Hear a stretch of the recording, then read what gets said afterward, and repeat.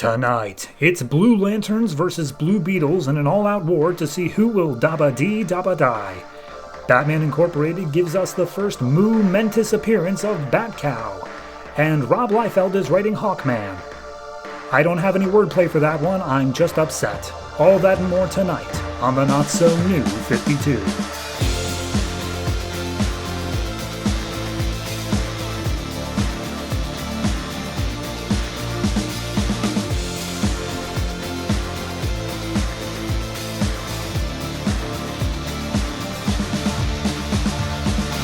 Hello everyone and welcome to episode 38 of the Not So New 52. I am your host and just going to be honest with you, when I record these I'm out in a main room of my house, and as such there is air conditioning in that room of the house. So before I go to record I turn off the air conditioning. It also happens to be 85 degrees where I am right now, and I have been recording for 3 hours. So if you'll forgive me, I'm just going to get through the comics that came out this week, and then I'm going to turn back on my air conditioning. So, comics that came out this week from DC Comics, we have the number 9 issues of Batman the Dark Knight, Superman, Green Lantern New Guardians, Aquaman, The Flash, The Fury of Firestorm, The Savage Hawkman, All-Star Western, Voodoo, Teen Titans, iVampire, and Justice League Dark. Additionally, we have a brand new number 1 for the second wave of comics, Batman Incorporated.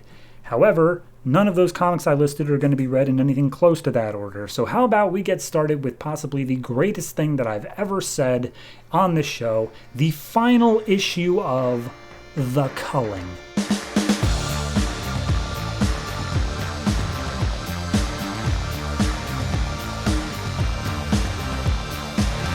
Teen Titans number 9, written by Scott Lobdell and Tom DeFalco, art by Guara. This is the finale of The Culling. And it's really dumb, and I hesitate to even call it a finale. It is a sputter. So, last issue I think was Legion Lost? Was that the, I don't know, it was either Legion Lost or Superboy number 9. Regardless, whatever one it was, Harvest joined the battle. Harvest kicked everybody's ass, and it proved that there's no way they could possibly beat him ever. So this issue picks up at that exact same point. He's got Wildfire in his grip, and he's like, haha, everything you've done, not only has it been fruitless, but it's been all part of my plan. And understand I don't take joy in this. And Superboy's like, that sounds dumb. And he's like, you're dumb, Superboy. Shut your failure of a mouth. And he's like, oh, okay. So he's saying, like, he's basically just giving his manifesto over and over again of like, I wanted to create a better world. Can't you understand that? And despite the fact that you have ruined my culling, I will take my better world regardless. And they're like, we don't believe you. You're evil. Just like every page, it's that. So regardless, they come to the conclusion, like, because Kid Flash is just yammering on and on and on, and apparently that's enough for him to not listen in to their telepathic conversation, which we've already established that he could. Regardless, apparently the thing here is like, okay, so Bunker and Dawnstar, they reach the Nowhere Complex, they're getting all the kids rescued, like they're totally gone.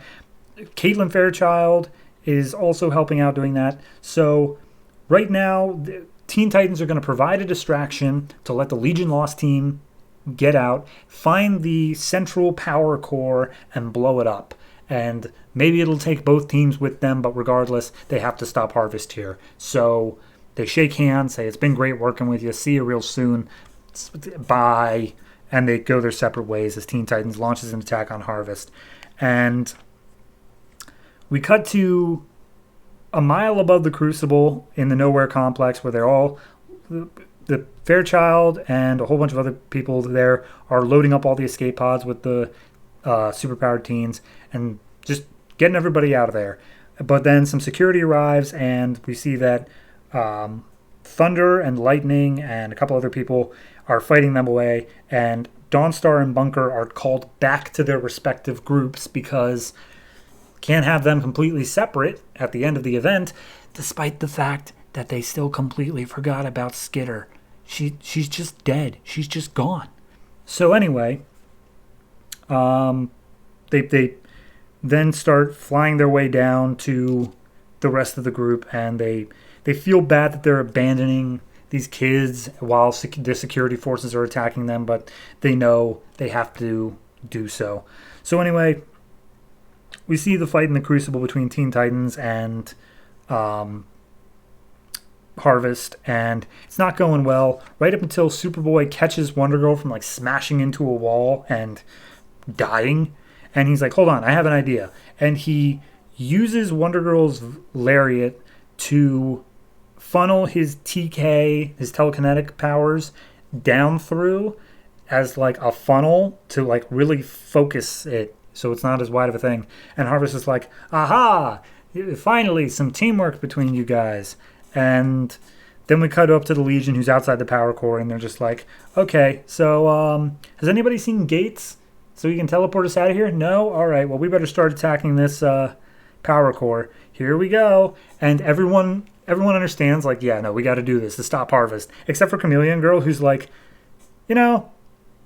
maybe we should just leave? Like, he could still survive this. He survived literally everything else. And they're like, shut up, here we go. So then we cut back to the final escape pod where we see a whole group of people in there, including Beast Boy and Tara and Caitlin Fairchild and Ridge. And they're just like, look, guys, we'll get out of nowhere, and we've got to find a way for all of us superpowered teenagers and Ridge and Caitlin Fairchild to survive in this world. We can do it together as Ravagers. Tune in to Ravagers #1 coming out next week. I'm not kidding. It's just an editor's box.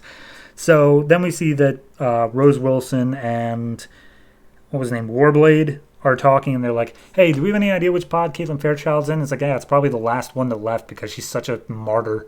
And it's like, okay, cool. Let's go track her down and face her in Ravagers #1.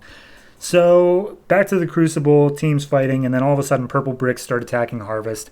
And they're coming from all directions, though, which is so weird because Bunker can only throw them from himself. How can he do this? It's because Kid Flash and Bunker are using their powers in conjunction, because teamwork was apparently all that they ever wanted. And so then, like, Red Robin flies in with Solstice, and, they're learning to be an actual team. That was the point of the event. The Teen Titans are now an actual team. But the entire ground is breaking up, so Harvest just, like, flies up a little bit. And he's like, but you see, it was my plan all along that you guys would blow up the nuclear reactor powering this place, and that Caitlin Fairchild would spread the superpowered teens all over the planet, therefore spreading my chaos all over the planet. And Robin's like, all right, now you're just making shit up. There's no way that you could have predicted that. And he's like, guess we'll see, bye. And he's trying to fly away. Then we get to the power core again. Gates finally shows up and it's like, hey, Legionnaires, I see you're trying to blow this thing up. It's totally going to kill you if you do. I got the portal here, but even better than that, I found a time bubble. We can go back home, guys. And they're like, hell yeah. And they all hop in the time bubble and set it to go home. And the editor's box says, see how poorly that went next issue. So, whoops. Anyway, Harvest is trying to fly away, but Red Robin flies up after him. And he's just like, I swore I'd take you down, Harvest. And Harvest is like, dude, look, here's the big reveal. I'm also a human, and we're both humans fighting for the sake of metahumans. Isn't that weird? And Red Robin's like, what? You're a human? How did you get that way? And he literally just throws Tim Drake down. A voice from off-panel says, a mystery for another day. And Harvest agrees, and then they just fly off. And I'm like, who said that? They don't... Who just screams out, a mystery for another day? That was literally Scott Lobdell in the Crucible just shouting that. Anyway, he's like, no, we have to go after them. And then Solstice is like, look, we're with you to the end, but he's already lost his complex, his resources. This place is done for. We will get him, but we should, live to fight another day. And Red Robin's like, okay, all right, let's get out of here. So they all are packed up in Superboy. Like, he makes like a rock shield around them, so that way they won't be crushed by other rocks. And him and Wonder Girl burrow their way through the earth to get out to a completely separate area. Mind you, this is in the Antarctic, but when they come out, they are all of a sudden on some tropical island.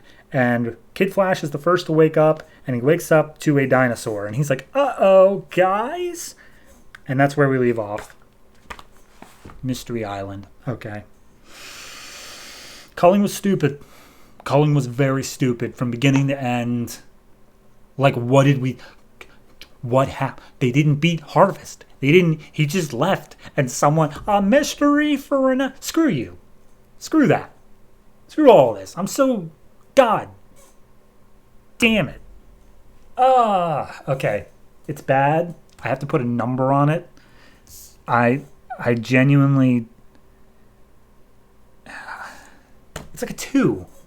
Because this is the culmination. This is the thing. And literally, like, they took 3 panels in here on having to justify to themselves why the heroes actually won this round. Despite the fact that they definitely didn't. This was a draw at best. So, yeah, no. It's... God, I hated the culling so much. I really did.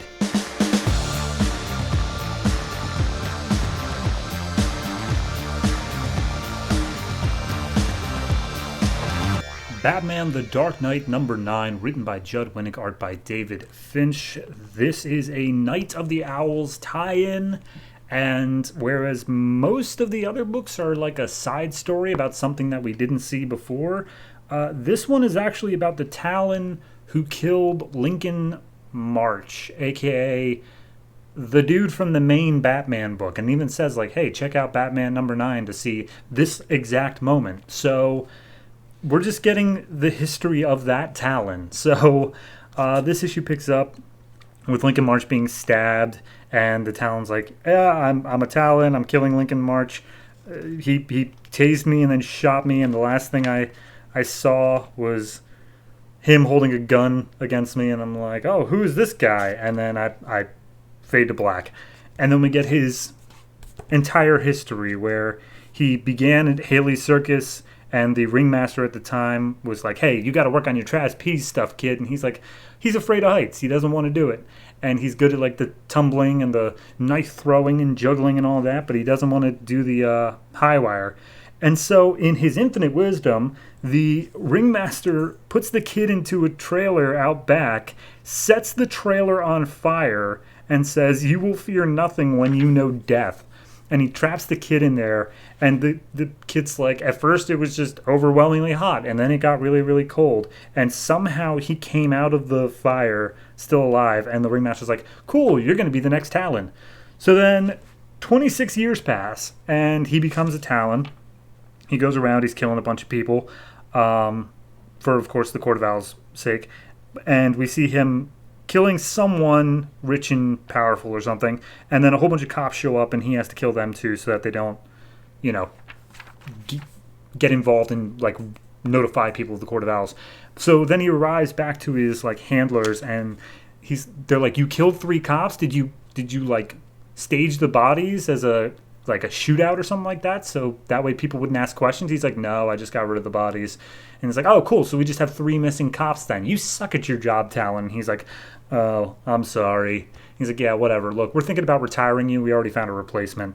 And he's like, who? And then we cut to Haley Circus again, where this Talon has made a little sidetrack mission, in full outfit, mind you, and he's watching Dick Grayson swinging on the trapeze, and he's like, huh, okay.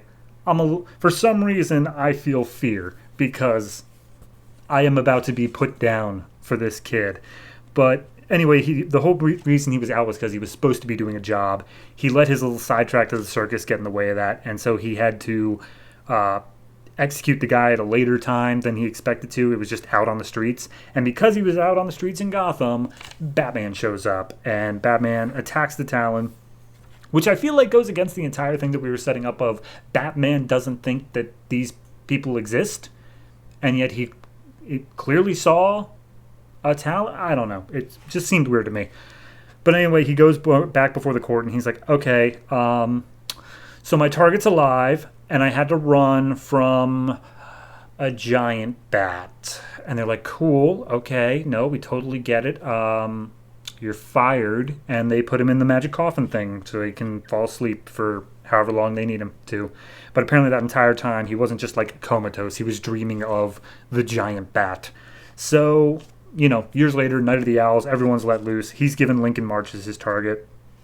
And he goes and attacks him. We see that Lincoln fights back with a taser, and as he's, reeling back from the electrical shock, he's then sees a gun pointed at his face, and Lincoln March is about to pull the trigger until Batman busts in at the last second, which did happen in Batman #9, and the owl, the Talon, looks over, he sees Batman again, he's like, oh my god, it's my worst fear again, and then he's shot in the head.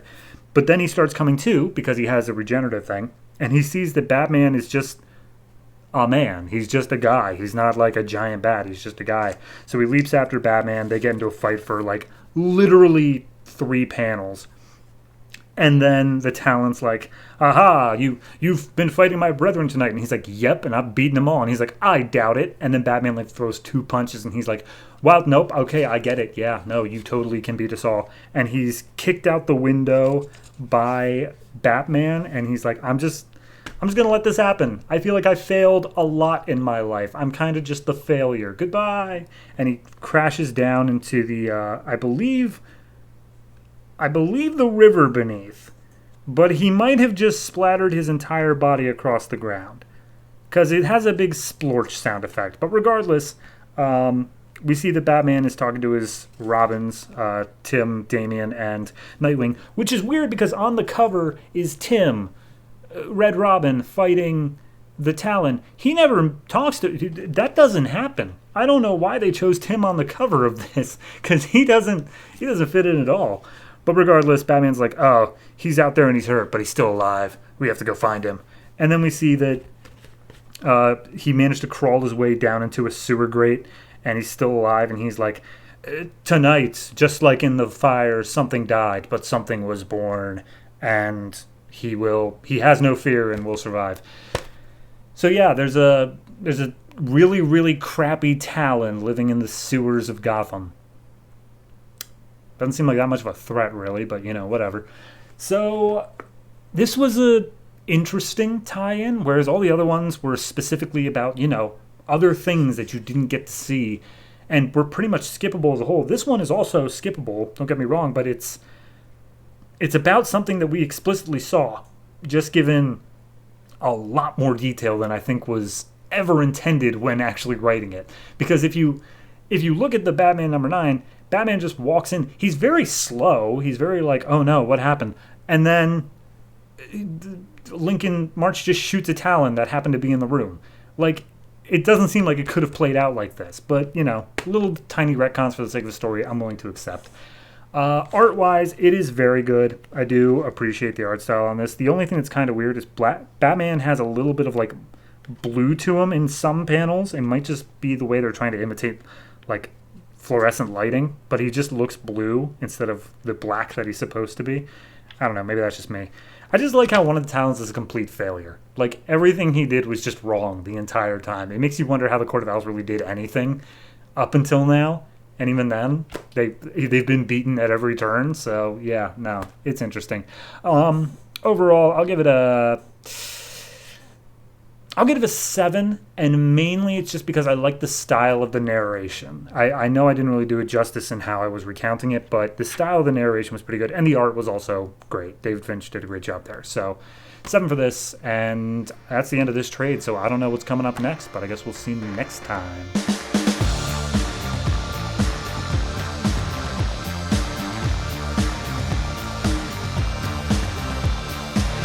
All-Star Western #9, written by Justin Gray and Jimmy Palmiotti, art by Moritat. Last issue, well, I guess I should say that this issue is technically a tie-in to Night of the Owls, but it is in the most loosest sense possible. And I shame these writers, or the editorial at least, for trying to make that a thing. So anyway, last issue left off with seemingly Hex's plan found out that he was, actually a bounty hunter, and he was about to be put on a ship with Jeremiah Arkham that is about to be sunk into the bottom of the sea. So As soon as this little rowboat's going over, immediately Jonah Hex just busts out of his rope that's keeping him bound up because he's got Nighthawk's little talisman on there. And the narration from Arkham is basically saying everything that you just saw over the past 2 issues was all part of the plan. Arkham was meant to be arrested because they knew that someone in the police had to be on this little conspiracy group of the August 7. So he would then let blab what was going on, which would then put Hex in the exact place where he needed to be in order to save the boat and also have all of the members of August 7 exposed for Nighthawk and sending him in to attack him. And all of that stuff happens. So Hex takes out the people on the boat. The August 7 are attacked by Nighthawk and Cinnamon. Arkham gets in the way for a little bit, but he's kind of trying to help as best he can. But then we see that in the end, Hex, Nighthawk, and Cinnamon manage to take out the August 7 and get them all bound up. So in the end, they're like, you can't stop us. We represent high society. You're the criminals and the murderers. And then Cinnamon just kicks him in the face, and Hex gives back the talisman to Nighthawk and asks, okay, I've helped you, now you got to help me. Do you have any information on the whereabouts of Thurston Moody, a.k.a. the whole reason Hex came down here to begin with? Now, this is where it technically becomes a tie-in to Night of the Owls, because Thurston Moody, on the other side of town, is running through the city with all these weird things just looking at him. And he's apparently running away from a Talon who was sent from Gotham to New Orleans in order to kill Thurston Moody because he put him being out there as a loose end that may expose the Court of Owls. So the Talon came to kill him, and she very nearly did so until Hex showed up on his horse and was just like, huh, okay, who are you? So he went ahead and fired off a shot at the Talon. Didn't seem to land, but she did manage to kill Thurston and just knife through the throat. And I'm saying she, it's very clearly a female Talon. But anyway, she escapes off into the darkness, and Hex and Arkham are just left standing there like, what was that? Arkham says yeah, I've seen that before. And he's like, you've seen one of them before? He's like, no, she moved around like an acrobat. It was clearly an acrobatics thing. He's like, yes, of course. And he's like, yeah, also, I used to have myself a wife. She's Chinese. She used to jump around all crazy like that. Said it was like Shao something or another. And immediately Arkham's like, hold. You had a wife? And Hex pulls out the dagger that was in the throat of Moody, sees that it has an owl on the crest. And Arkham's like, oh, an owl. I remember his house having a lot of owls in it. Maybe there's some sort of a connection there. Then Hex is like, I don't care about your theorizing. Help me get the body on the horse and let's go. And he's like, all right, fine, but I want to hear more about this wife. And as soon as he says wife, Hex just punches him in the face and says, if you say wife one more time. And that's where it leaves off there. We do get another quick thing back in Gotham 3 weeks later, where they're at the Wayne Casino and a bunch of rich people are talking about you know what we should be fighting for, what we should actually play with, the greatest commodity of them all, land is the only thing that truly matters. And we see them just discussing how they have all these plans with land, and how not Thomas Wayne, whoever the Wayne at this point is, Alan Wayne is planning on reserving some land for a botanical garden, which is currently overrun by poison ivy, hardy har har, and the other people there don't like that because they want it to be, things that can be used for money. And as they're having this whole conversation, we see these boots with spurs with skulls on them walking down the hall towards them.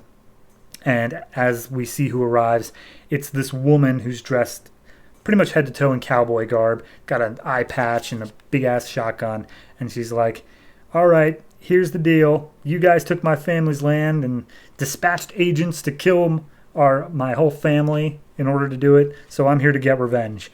And they're like, we have no idea who you are.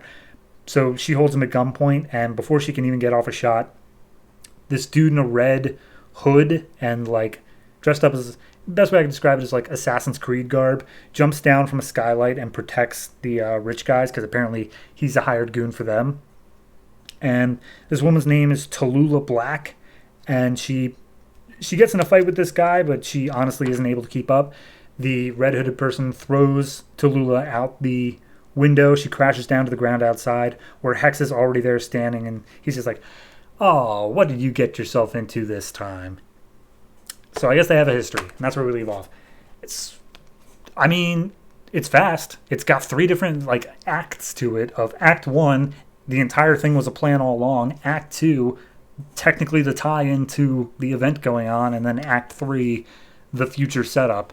So in that sense, it feels weird to just label it all as one story because they are so completely disconnected.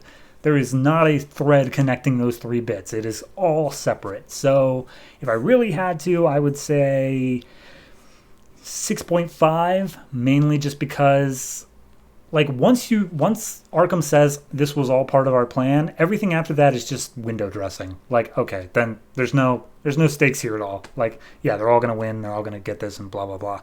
And then like the Talon thing, that didn't even feel like a scene. That just felt like something they stumbled across. That was just an accident. Like it somehow made it in the pages. And then they tried to set up this thing with Tallulah Black at the end, but honestly, I was so tired from the first 2 bits that it didn't even feel like, okay, and then this is a thing too. But like, are we actually doing this? Because we didn't really actually do the last 2 things. So, I don't know. This is just a little bit off for me as an issue. Art's great the whole way through. I got no problem with that. It gets a little bit heavy on the inks on a couple pages here for the Thurston Moody stuff, but it's still good. I do like the fact that Hex just punched Arkham in the face for like the second time he asked about a wife. Like, that was just funny to me. So yeah, it's I give it a 6, and I mean it seems like it's just a 1-issue thing. I think it's going to be better next issue, but hey, who knows? Maybe we're going to have 7 acts in that one.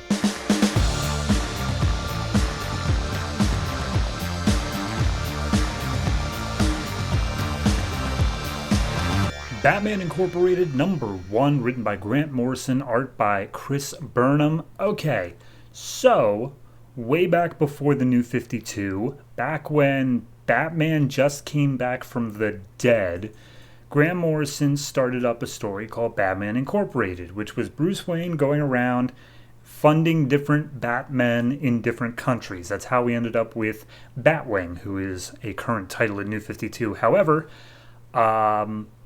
when we switched over to the New 52, that title kind of went on a hiatus, and now it's coming back with a brand new #1. However, the old series, the first Batman Incorporated, was very steeped in old continuity. This book is the new continuity, kind of. It still references everything that happened in its own series as having happened, but it's not like a larger world of old continuity. It's very confusing. I'm just going to treat this the way that it actually is, in which I am a new reader coming in at the reboot, and I didn't know none of that shit. So let's jump in to the first issue here, starting with a Bruce Wayne standing in the rain at a graveyard, and he tells Alfred, all right, it's over. Tell everyone else, Batman's over, all of it, we're done. And as he turns around, Gordon is standing there telling Bruce Wayne that he's under arrest. 1 month previously, so everything I assume we're going to see is over the course of 1 month, because that seems like a pretty final thing. Batman and Robin are jumping through traffic, chasing after a man in a leather jacket with a gun and a goat's head. Like, his mask is like a full face mask, head mask, and it's a goat's head. And they're chasing this guy down, and he runs into a slaughterhouse, like just full-on butchers everywhere. There's meat and blood all over the place. He's firing off shots after them until finally he gets them back into this like back room where a bunch of cows are being slaughtered. And everyone in the back room starts putting on their own little goat masks and starts fighting Batman and Robin. It's gruesome. I really can't overstate just how much, like, they just casually have cows getting stabbed in the head and shot in the head, and then they have just blood coating the floors everywhere. It's gnarly. So the fighting continues. We get a quick glimpse to this dinner that's being hosted by a group called Leviathan, in which they're going after what seems to be like some superpowered people and some normal people here at the dinner. I don't know. Regardless, narration over top of this running through the slaughterhouse is from some third party who says, see, Sam Lucas was my best friend. He was always there when I needed him. That's why it sucks that this had to happen. And we see that the guy wearing the goat mask gets tackled down by Robin. Robin's holding him up, telling him, like, all right, who are you? Who are you working for? And he says, all right, do it, shoot him.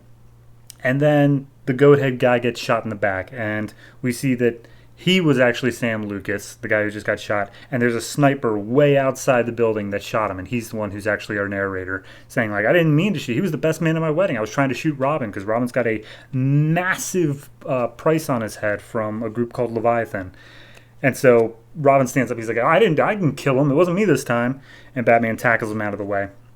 And then we see the story of this guy. I'm not even sure he has a name at this point. But regardless, he takes the name of Goat Boy.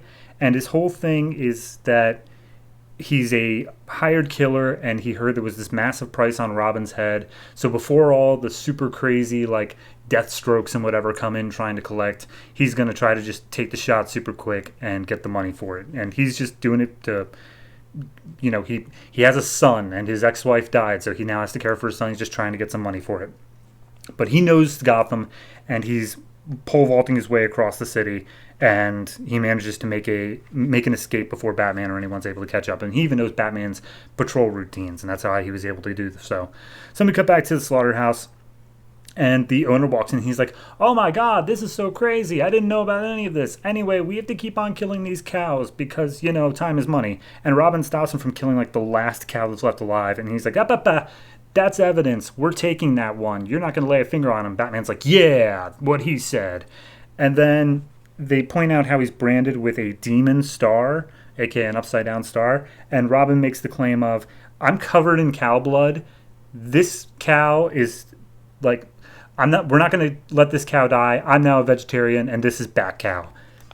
And that's why we see Bat Cow for a while. So then we cut back to the Leviathan dinner, and we see this one guy who's part of, I guess, a group called the Brothers Grimm. He's running the west side of Gotham, and he's like, if you want in with the Brothers Grimm Leviathan, it's going to cost you. And he's like, look, this person standing in for Leviathan, which just has this horrible grizzly skull mask, is just like, no, we own the west side. By the way, everyone else here at dinner had a nice steak.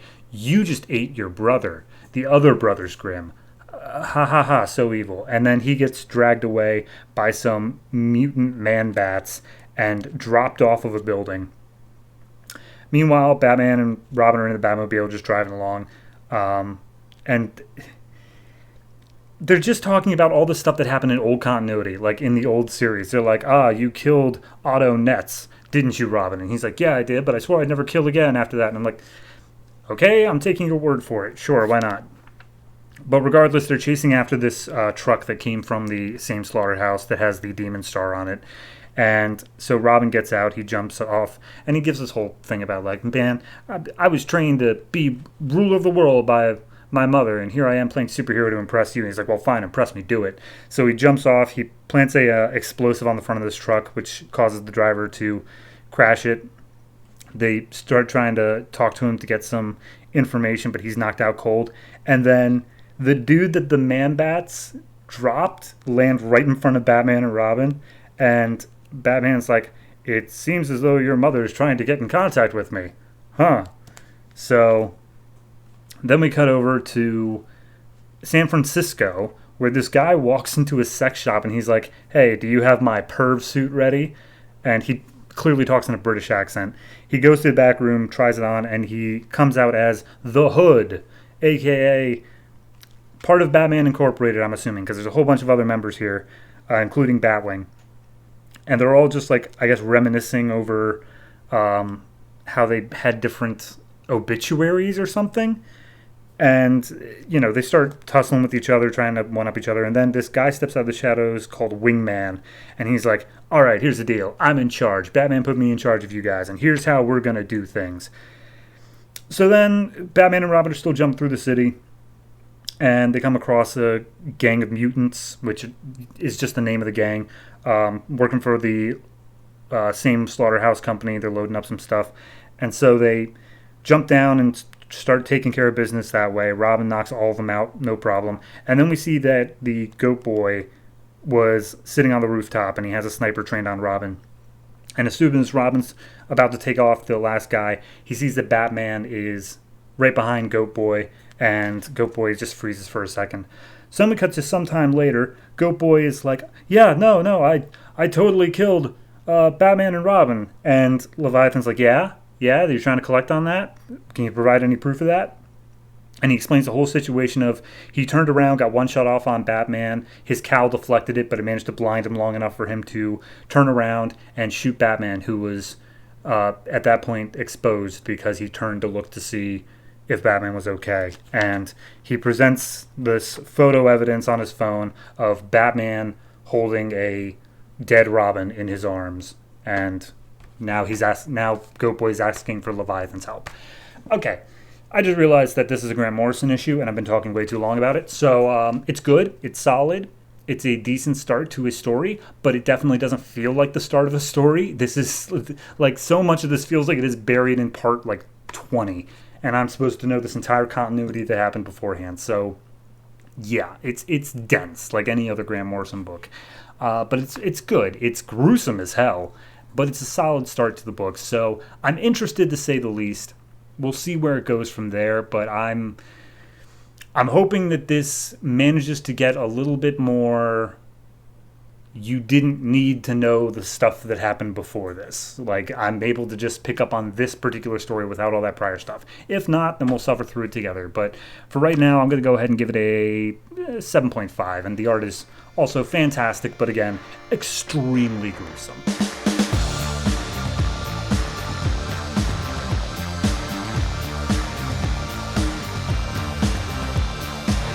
Superman number 9, written by Keith Giffen and Dan Jurgens, art also by Dan Jurgens.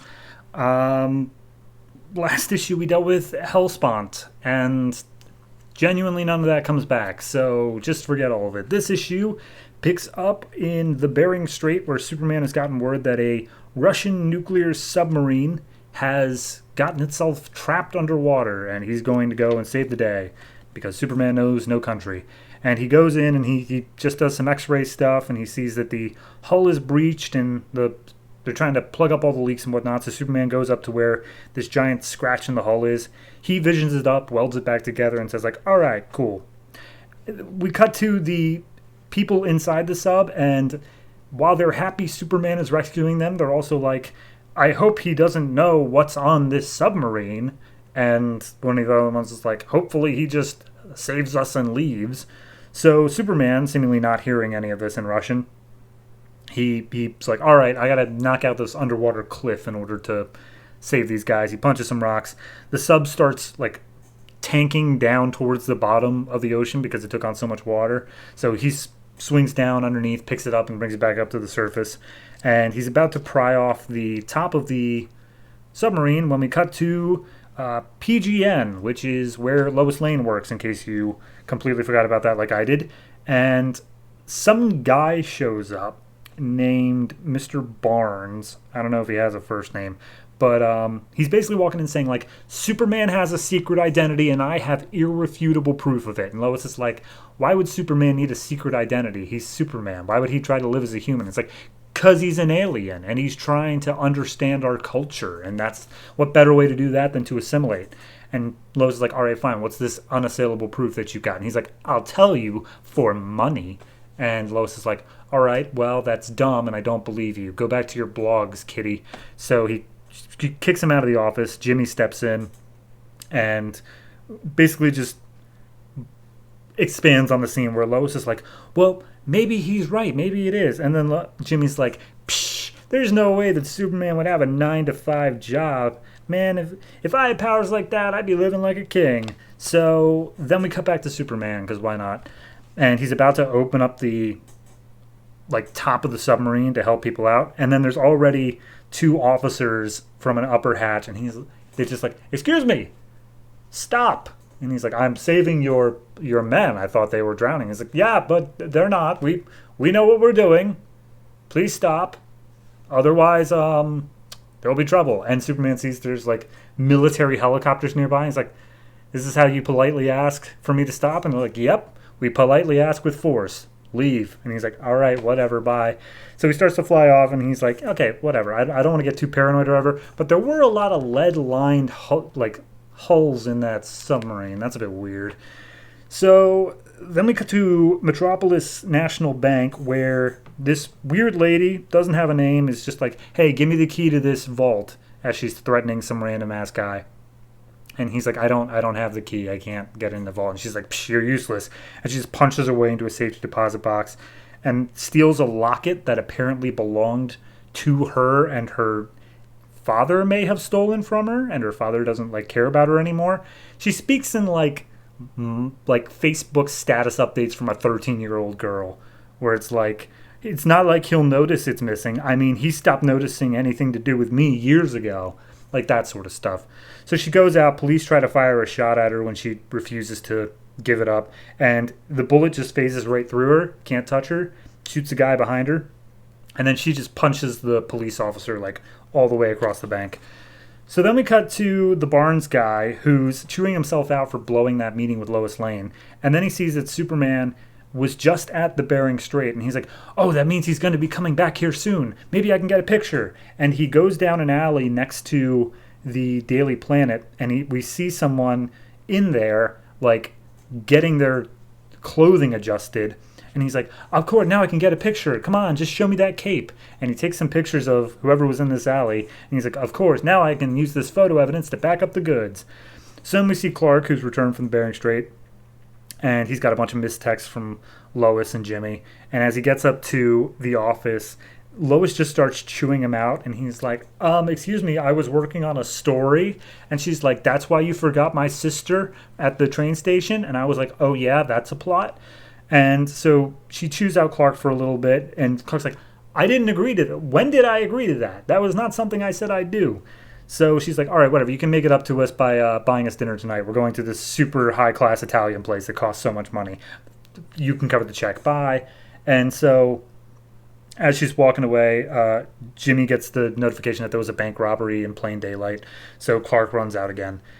And then we get the scene where Barnes is talking to, I'm forgetting his name, Mr. Edge, that's it, who's in charge of the whole network, and he presents his new evidence, and he's like, yeah, Lois threw me out of the office without even looking at my evidence.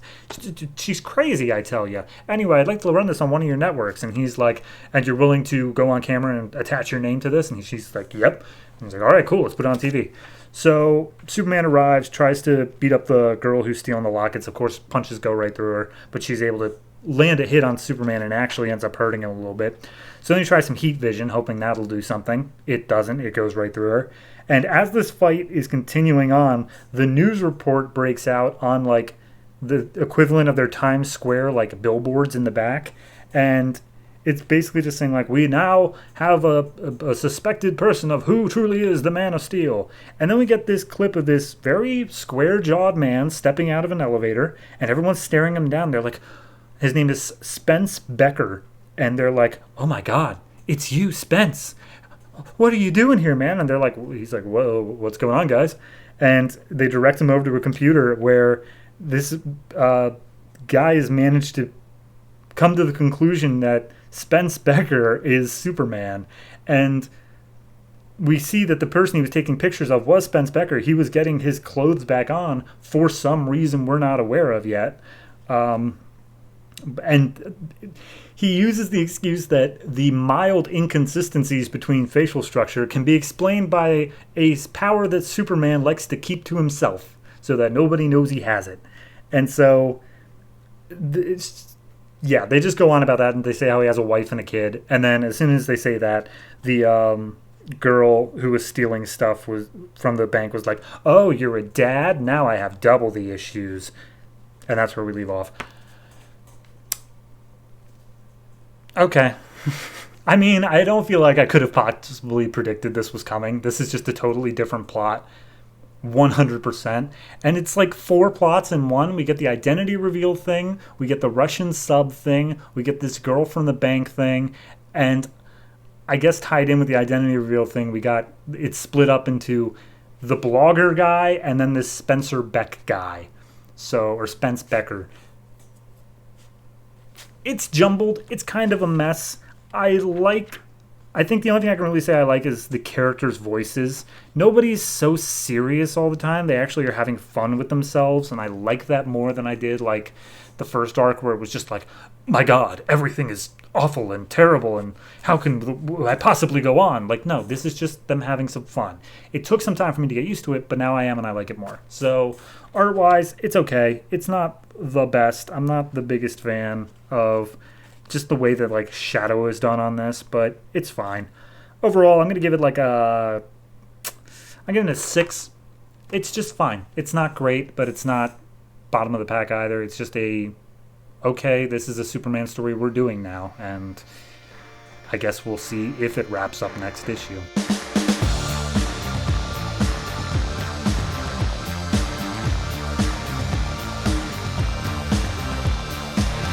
Green Lantern New Guardians number 9, written by Tony Bedard, art by Tyler Kirkham and Tomas Giorello.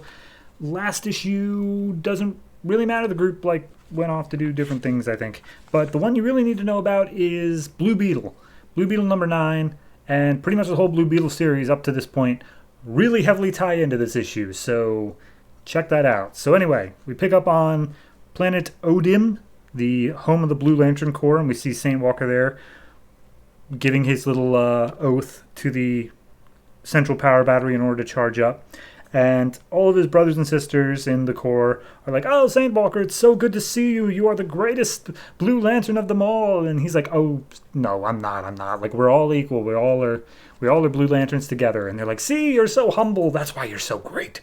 And he's like, "Okay, yeah, sure." Anyway, so he just recounts where he's been, how somebody stole a ring from a Blue Lantern Corps member, and he went off to investigate, and seemingly it may have been Larfleeze that did something, or maybe something else, but regardless, he's here to recharge his ring, and then he's just going to head back out and deal with whatever that is. However, he does have to deliver the news that Sade, the Guardian who is being held captive by Larfleeze, or more of a willing slave, as he says here, and Ganthet, the Guardian who, I think it was Green Lantern number 1, or maybe it was New Guardians number 1, one of those books, he was stripped of all of his emotions and was forced to join the rest of the Guardians. They were actually the founders of the Blue Lantern Corps, and so they mourn slightly, but they're like, well, we must bring our hope to everyone else on our own now. We must spread it across the nations.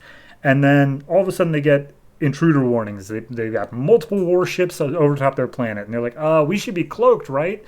But it doesn't matter. And we see that above the planet are just all of these Reach ships, the Blue Beetle alien race, and they're like, all right, we got Blue Lanterns down beneath. We got 5 fleets ready to attack at once, because taking on any Lantern planet's going to be a tough one, but here we go. And so they start just orbital dropping down all these scarabs down onto the planet, like actual people, but wearing the Blue Beetle pack. And one of them is Kaji Kai, who apparently has 231 confirmed planet kills. I think that means he killed entire planets, but regardless, he's like the greatest of the great. So all the Blue Lanterns start rallying, and they're like, all right, here we go, guys. We have to go defend our planet. And one of the Lanterns like, why is he Saint Walker when we're brother and sister? And it's like, oh, you're going to see why, kid. This guy knows what he's doing. So scarabs start dropping down into the atmosphere, and they activate these different modes, like defense mode, speed mode, strength mode, speed mode, or C mode, I mean. And then as they make contact with the Blue Lantern Corps, an all-out battle breaks out. So then we cut back over to Fatality, who is at the Galactic Core where Invictus's ship came through, and she's scanning it for the the heads of the Star Sapphires. And basically they're like, yeah, okay, we're picking up on the scans that it is extremely powerful, but there's no way that Invictus could have opened that on his side. He'd need help from this side as well. So then they start pondering, like, okay, well, who would have done that? Maybe somebody, because Invictus is an enemy of Larfleeze, maybe an enemy of Larfleeze is the one who opened it. And they're like, okay, well, who could that be? But then they reminisce on the fact of, like, all of the cores have had terrible, terrible things happening to them in very big ways. Like, the Green Lantern Corps had something just before the New 52 happened. Sinestro Corps was completely wiped out. The Red Lantern Corps, just in this most recent issue, has their power battery completely poisoned. So, big things. So they think that maybe something's going on. And then apparently someone gets word inside the council that St. Walker's planet is also being attacked. So just falls in line with the theory. But as soon as Fatality hears that, she's like, I gotta go help my friend. And she just zooms off. So then we cut back to the planet that's being attacked. And St. Walker's just kicking ass with his ring. He's not able to use like constructs or anything like that, but his aura, his like thing around him allows him to augment his strength and be stronger. And this little itty bitty guy, Brother Shone, he's like, I can't do it, St. Walker. He's like, yes, you can. You have to believe in yourself. It is your strength. Hope is your strength. And so they start fighting off. So then Kaji Kai comes in and he's about to kill St. Walker because, of course, they're both like the leaders of their own group. But St. Walker turns the blue ring on him and shows him this, like, his hope. It shows him, you weren't always a monster. You were forced to kill your own planet as soon as the scarab attached to you, and now I'm going to free you. And he gets the scarab mostly off of Kaji Kai, but then he's tackled by 2 other scarabs. And as he's plummeting down to the ground, the scarab is off him just long enough for him to think. And he's like, I don't want to be a murderer anymore. Please, don't make me go back. Don't make me go back. But as soon as he lands, he's already back in the scarab suit. And he's like, all right, reporting for duty. Here we go. So the second phase commences. All the scarabs start unleashing fire on the forest. And the entire Corps is like, oh, crap. Okay, look, we got to get back and protect the central power battery. And Shone, you're small enough that maybe you can sneak by unnoticed. I need you to go like pretty much to the other side of the planet and then just come up and zoom your way out into space until you can find a Green Lantern. Okay? And he's like, what if I can't do it? He's like, well, you got to do it. All right, go. So we cut to Kyle Rayner, who in the Blue Beetle issue learned that this was all going on. And he's trying to use his ring to talk to all the members of the Corps of his little group again, because he knew it can happen, so he's telling his ring to do it. And the ring's like, I don't know what you're talking about. I can't do that. And he's like, all right, do it already. And he's like, okay, fine, I'll do it. So he talks to everyone, telling them that St. Walker needs help. And everyone except for Bleeze, it seems like, is on board. Indigo Tribe's doing it. Arkillo's like, all right, let's go. And Arkillo has the weaponer with him and is like, oh, wow, okay, so you're just willing to do whatever the Green Lantern says? That's kind of weird. So we cut back to the planet, and we see that Shone is making his way through the jungle. And as he comes out to the planet on the other side, the entire planet is already being cocooned by a totally different, like, fleet. Like, it's all just a distraction on the one side of the planet. This is where the main action's coming. And in seeing this, he's lost all hope that they're going to win. So he loses his blue ring and plummets down to the planet. And his ring returns to the central power battery. And all the people are like, oh God, Shone's dead, isn't he? And they're like, oh, don't lose hope, don't lose hope. So they try to hold it together, and then St. Walker's like, all right, we're going to have to drop this shield we got around the power battery on the count of 3. And we see Kaji Kai is like right up on St. Walker, saying how he's going to crush his skull. And he's like, all right, 1, 2, 3. And as he does, St. Walker punches Kaji Kai in the face. And it's like, all right, everyone, even if we lose, or even if you don't have any hope, just remember I have enough hope for all of you. All will be well. And they lead in a battle charge. And that's where the issue ends. I like it. It's fun. It's just fun. It's like I've liked what Blue Beetle's been doing on its own. The St. Walker and entire Blue Lantern Corps stuff is just a solid subplot. I like it. Overall, it's great. I would give art is...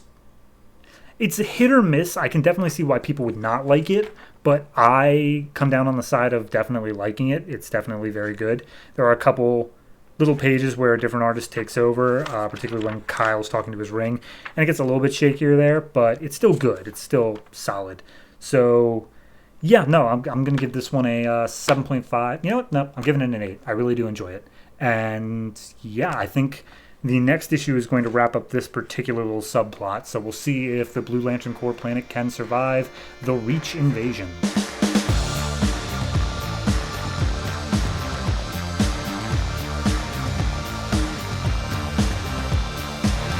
Aquaman number 9, written by Geoff Johns, art by Ivan Reis. Last issue we left off with Mera wanting some answers from Dr. Shin. We get Aquaman attacked by some hired guns of Black Manta in the, I think it's the Amazon forest or some sort of forest, and Black Manta attacking someone at the United States Army Health Center.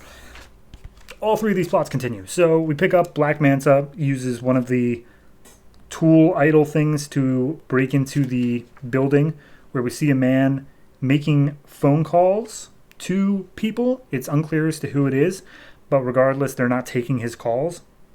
I think it's to the families of people that were in his like squad or platoon or whatever. And as he's trying to make another call, Black Manta comes in and starts trying to strangle him. And apparently this guy just like wants to die. Like he's in a very bad place, and Black Manta's like, I'll let you be free. But then he says, fall in, and all the spirits of his fallen comrades, like, give him strength, like, visually and actually. And so then he reaches for a thing under his bed, puts on these golden manacles, and, or at least one of them. But then Black Manta shoots him with some harpoons, and he's like, you're the prisoner of war, and those manacles are mine. And he's like, psh, try to take them. So then he pulls out a gun from underneath his pillow, only has one shot in it. He takes the shot at Black Manta, manages to get it pretty tight in there, pulls the harpoon out of his chest, and Black Manta's like, you had a gun under your pillow with one bullet in it. Why are you even fighting me? And he's like, well, you can't have these. And he jumps out the window along with his spirit soldiers, and Black Manta's like, all right, whatever, I'll chase you down. And throughout the course of the issue, we just cut to them running through the city and like fighting and being chased. So just know that happens. Then, meanwhile, I'm going to skip ahead to the Mera part of the story, where Mera is threatening Dr. Shin, and she's like, all right, tell me everything you know about Black Manta. And he's like, I swear I haven't spoken to Manta. He's like, you just talked to him in the past? And he's like, okay, here's my history with Aquaman. So apparently, way back in the day, he was deep diving, but there was a storm and his boat sank, and then Tom Curry, a.k.a. Arthur Curry's dad, rescued him from the sea, and then years later, Tom Curry showed up with Arthur saying like, hey, this is my son. He has some superpowers, and I'd like your help to get him through it. And so he helped show him that his powers can be controlled and how to love his powers and come to terms with it. But once he got the story of who Arthur truly was, a.k.a. the offspring of Tom Curry and the Queen of Atlantis, he got a couple of dollar signs in his eyes, and we're like, okay, maybe we can like make him the scientific find of the century. And the father immediately went off on him, broke into his office, stole every bit of info that was in Stephen's office about Aquaman at all. And then he's like, I spend years of my life helping them, and I should have gotten something for it, anything for it. So he tried to go out and like just announce Atlanteans are real without any evidence to back it up. And of course he came off as crazy, so he was completely discredited, and not only did he lose his job, his credibility, but he also lost his friends in the form of the Currys, because they were friends for a while there. I'm going to skip the last part of that story real quick, go back to the Aquaman story. So they're fighting off these people in the jungle, and, you know, it's just a general all-out brawl, but of course superheroes don't kill. However, whatever her name is, Jaguar, is shot by one of the gunmen, and she doesn't take too kindly to that, so she shoves she takes her swords and cuts the guy's head off, then turns to a different one and uses her telepathic abilities that I guess she has to summon two jaguars from the jungle to kill this guy. And immediately Aquaman's like, no, we don't do that. We don't kill people. And she's like, what do you mean we don't kill? You do that. You used to do that all the time. I don't like how you're being changed here. And she's like, all right, whatever. Here's the thing. I've already sent my Justice League communicator. I'm getting the others back together. Apparently, one of the guys, because of his thing, he doesn't have to breathe or sleep. So he's up on the moon, and he'll be back here in like an hour, 8 or 9 hours. And then the operative is another one, and he'll just show up at some point, I guess. And the prisoner, still being in the hospital, they got to go find him next. However, we all know that prisoner was being attacked by Black Manta. So anyway, end of the Stephen Shin story, it is revealed that in order to get back Aquaman, in order to get back some of his proof, he wanted Aquaman's blood. So he hired this guy that he heard he was great out on the seas, and he was able to defend his entire ship from like this huge thing of pirates all by himself. And of course that was Black Manta. And so Black Manta attacked Arthur. Tom tried to jump in to save his son, and as such had a heart attack. 3 days later, mind you, he died. He didn't die at the time of. But Aquaman, in a fit of rage, then went over to Black Manta and killed his father. So that's where the last page leaves off, with Aquaman finally coming to the place where a prisoner of war was being attacked, and Aquaman standing in Black Manta's way, in the rain, of course, all dramatic-like, with it being revealed that he killed Black Manta's father. Now, I already knew that about Aquaman's history. I don't know how steeped in lore that is. I don't know if Geoff Johns just made this up and I just happen to be familiar with it after that, or if this is something that's always been true. But I like it. It's a really good plot beat of here's a hero who did an awful thing and made his villain. Not a thing that like could be described as bad. This is just all around an awful thing that he did out of just rage and not thinking and revenge, and I like that. It's solid character building to give a character that big of a flaw that then he's trying to overcome, and it really sets Black Manta's path as well. It's great all around. So yeah, art-wise, Ivan Reis is fantastic the whole way through. My only complaint would be I wish that we got a little bit more explanation as to what the others' actual powers are, because I'm still like, as soon as she called up the telepathic jaguars, I was like, oh, that's what you can do? Okay, I was surprised by it. And then Prisoner of War, I had no idea what his powers are. I know nothing about him so far. So maybe we'll learn more over time, but it's giving me enough to work with. I just want that little bit extra of like actually knowing what we're dealing with, so it doesn't just seem like 3 issues from now, all of a sudden we're just going to be like, oh yes, and also he can detonate himself. And I'm like, oh, all right, well, I guess, sure. Overall, I'm going to give this one an 8.5. I almost want to say that's contingent on the fact of if this is the first time that Aquaman has been revealed to kill Black Manta's dad. But I'm just going to give it the 8.5 in general because at least to a new reader jumping in, it would be. And that would be a great reveal for that. So 8.5, loving Aquaman still, and we will see what happens with the others in the next issue.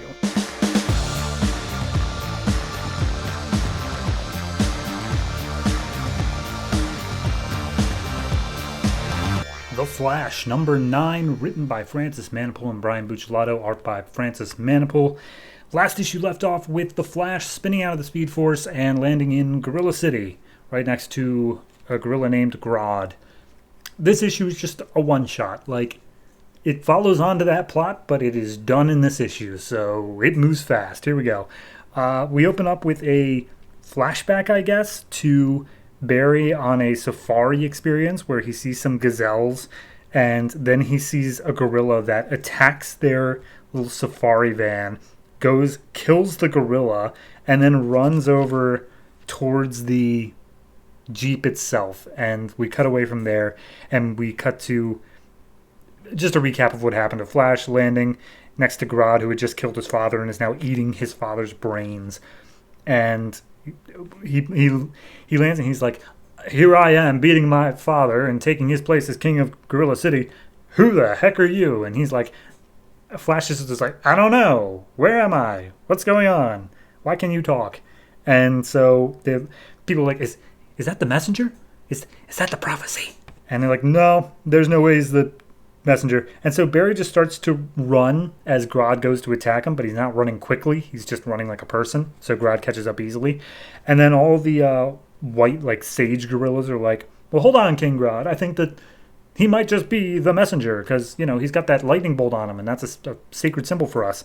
And so Grodd's like, okay, hey, are you the messenger? What message do you have? And he's like, I don't know. Who am I? So Flash has amnesia.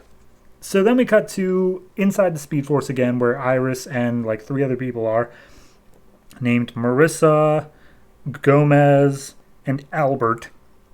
And Iris is looking at the little earpiece of Flash's that fell off as he was leaving the Speed Force. And they they're all looking around and they're like, oh man, but how much time has even passed? It feels like days, but we're not hungry or anything. And as they are talking to each other and just learning a bit about each other, they hear this loud growling noise in the Speed Force. And then we don't get that again. So then we cut over to Central City Police Station where the chief, I guess he is talking to his boyfriend, who is the Pied Piper. And basically he's just like, look, the Flash is gone. We need to have someone step up and take his place. And I was the Pied Piper, and like, I can do it. And the police are just like, no, there's demonstrations out there denouncing vigilantism. Like, don't do that. And it turns in this whole thing about whether or not the police chief is like ashamed of dating this guy, considering his past, or even just maybe even ashamed of himself. But they make it a whole thing. But then Patty comes in and is just like, hey, chief, sorry if this is a bad time. Can I have your signature on this leave of absence form? And he's like, yeah, sure, whatever, just put it down. But obviously they're not in a good place at the end of this. Anyway, the rest of it's pretty much all Barry. So we get the recount of these white gorillas who are saying, like, okay, the messenger showing up is a prophecy that is the end of the gorillas' time, that we need to let the messenger continue his thing, and we will just die out as a race. And so they all agree to do that, but then one of the warlike gorillas overhears this plan and clearly is not super okay with it. Cut to Barry, who's chained up to a pillar, and he's just asking his captors, like, hey, why am I chained up to a pillar? And they're like, it's not a pillar, it's a lightning rod, and it's to use to capture the lights. It's a beacon, and blah, blah, blah. How do you not know any of this if you're the messenger? And he's like, I don't know nothing about nothing. I'm a blank slate.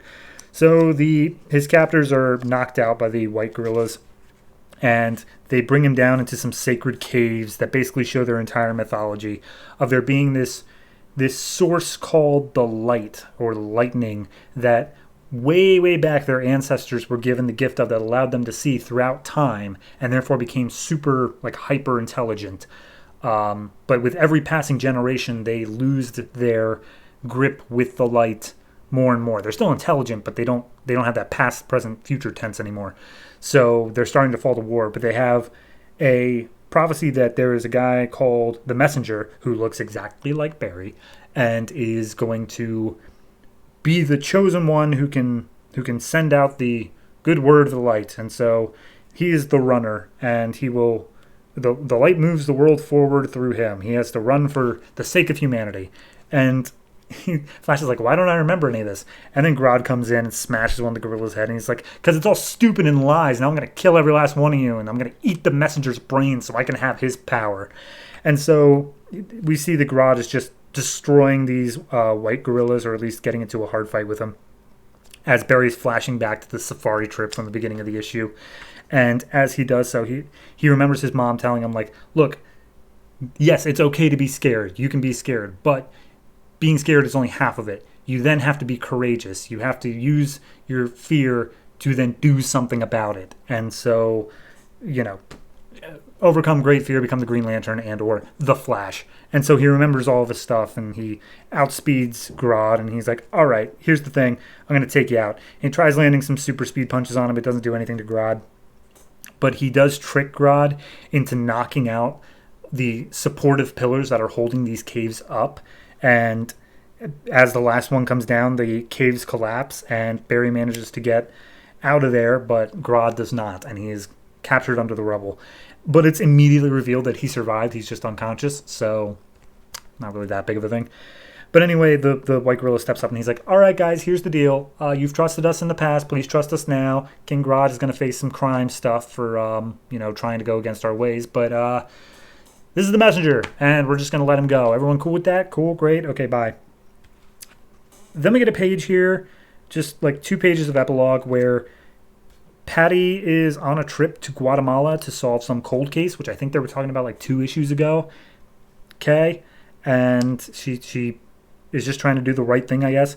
And then we see, possibly in Guatemala, a guy named Marco is standing over, apparently, an empire or something with this girl. And she's saying, isn't it great to stand over your empire? And she's like, yeah, it sure is. It's everything me and my brother would have wanted. And then she's like, oh, yes, and even the weather will bend at your command. So he's a weather wizard. Break that one for you.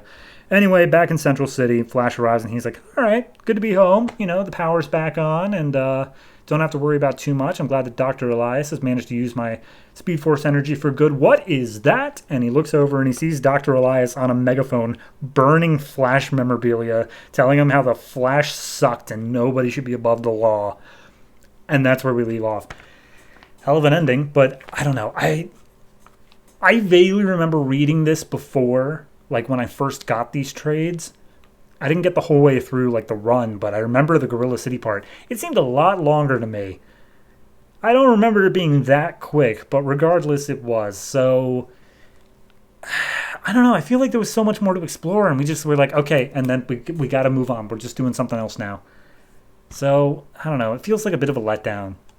Just in a little bit. It wasn't badly written. It was a fine enough story, and I'm sure it hit all the beats it wanted to hit, but I just feel like there was so much more potential there that just wasn't hit. So, I don't know. I'm going to go ahead and give it a 6.5. Just because that lack of potential really does feel palpable. Like, that we could have done so much more there, but instead it was just a thing of, Barry can't remember who he is. Oh, wait, now he does. Bye, Gorilla City.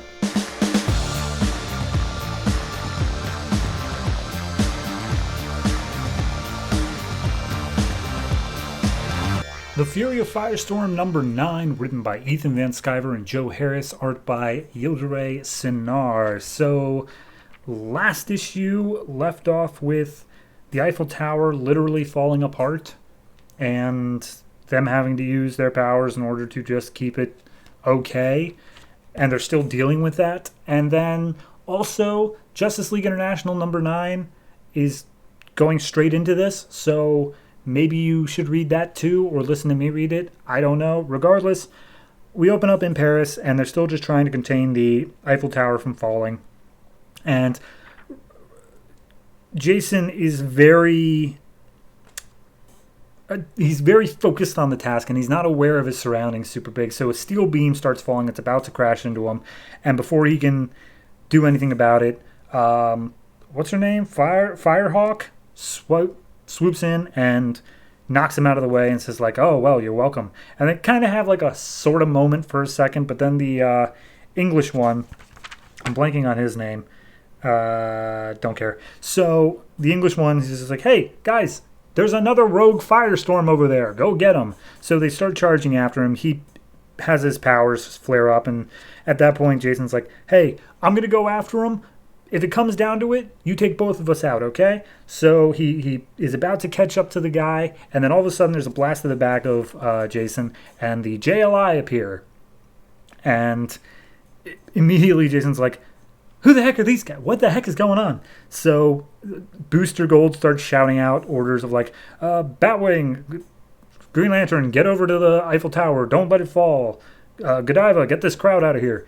And so they just started doing their thing. Meanwhile, the one who shot him was August General, and he keeps shooting him because he thinks he's one of the bad guys. But then, it's just your generic, two superheroes who are actually on the same side fight against each other for a while. So they continue fighting. Meanwhile, the rogue Firestorm, he manages to make his way up into this guy, and then he just starts a straight dive bomb down. Firehawk, Booster Gold does a quick search of all the Firestorms that are here, and they're like, okay, English guy's okay. We know that the blue one is a French national named Firehawk. Don't know who the one that August General keeps shooting is, so let's keep shooting at him. But meanwhile, Firehawk comes in and is just like, hey, you're violating our United Nations Pact of Sovereignty, so screw off. We're trying to do a thing here. And Bruce is like, we are the United Nations, kind of. Maybe we could use you in our team because we're kind of low on members right now. And she's like, yeah, okay, help us deal with this and maybe I'll think about it. So then OMAC shows up and he's like, hey, Booster, I'm kind of a tank of this group despite the fact I'm not really in this group yet if you read Justice League. Can you let me Hulk smash? And Booster's like, I don't know. That doesn't seem like a good idea. But Madman's like, yeah, no, totally go for it. And so OMAC just goes and smashes. Meanwhile, as the English Firestorm and Batwing and Green Lantern are all trying to get the Eiffel Tower from collapsing, they point out, hey, that rogue Firestorm's about to dive bomb into that building over there. Maybe we should stop him. and Jason manages to get in the way of him and turn the entire atmosphere around him into ice. But, he's a firestorm, so he just melts right through it and continues his dive bomb towards the building. But Omak at that point jumps up, grabs the firestorm, and is like, nope, and rips off the firestorm's head. So the firestorm's about to go nuclear. Guy Gardner shows up, contains it into a Green Lantern, box, and he's like, all right, I'm going to need a way to get this nuclear explosion to a safe place, because this isn't going to hold much longer. And Batman's like, maybe try to get it up into the upper atmosphere. That would be the safest place to let it go. But before he can do anything, the Green Lantern box, the construct just explodes out, and we see that Omak was in there, and he may have just absorbed literally all the radiation. So then we cut over to Jason and Firehawk, and he's like, I don't know what these people are after, but I don't trust them, so we have to deal with this. And Firehawk's like, what do you have in mind? Because that one is ridiculously strong. And he's like, here's the thing. I'm only half a Firestorm because Ronnie was able to throw fire and stuff. I was able to transmute matter. So maybe we can do that thing where we fuse together and make a bigger Firestorm. She's like, what are you talking about? And Jason kisses Firehawk, and they merge. They become a single Firestorm entity like Fury. But this one is called Wrath, and they aren't able to get a control of it. Jason's telling her, hey, come on, we need to focus. We need to get together and, control this thing. And she's like, this is extremely painful, and there's no way I could possibly focus this. So then we see Omak is just trying to hold back this fiery, nuclear beast. And the English Firestorm's like, I have no idea what's going on. This isn't a Firestorm protocol at all. So as they're inside of Wrath, Jason's trying to get control, and we see that Ronnie manages to reach out to him for just a second, and then they split it apart again and go their separate ways. And it seems like they may not even be in the fallout. They're just not there right now. But then Booster gets a little call on his radio saying that, hey, that was a nice little side trip over into a different book, but there's something going on back at I think it's in New York, so we got to get back over there. So everyone hop back in the plane and they leave. I guess the Eiffel Tower's safe now. And the English Firestorm's standing there what the hell just happened here? Meanwhile, halfway through the book, there was a quick cut of Posar and Ronnie in the back of a truck just being transported across lines by some random group that they're paying. And then at the end of the book, we get the reveal that this group is all right, end of the line for you guys. I need you guys, you want it anymore? You need to pay up some more money. And then Posar steps out, vaporizes the dude, vaporizes the girl he's with, and it's yeah, I don't work with anybody but you, Ronnie, so come on, let's go. We walk from here. That's it. Not gonna lie, this is a mess of an issue. It just felt they had a plot going on, and then at some point, a DC editor just went, knock, knock. Hey, by the way, your next issue is going to feature the Justice League International. Figure out how to make that work. Bye. Because it doesn't really tie in that well. It's just a mess, is the best way to say it. Maybe it'll actually further the plot by the time the next issue hits, but it just felt so just rapid nothing happening. Okay, at the end of the last issue, the Eiffel Tower was about to collapse. At the end of this issue, it wasn't. But then we had a whole bunch of other stuff that didn't result in anything. The only thing that we had was that 2 other Firestorms confused, which I don't feel had anything to do with JLI at all. So yeah, it's a mess.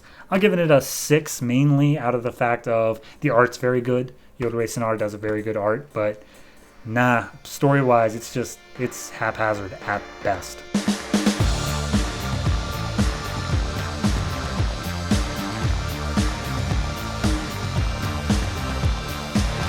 The Savage Hawkman #9, written by Rob Liefeld, Mark Poulton, and art by Joe Bennett.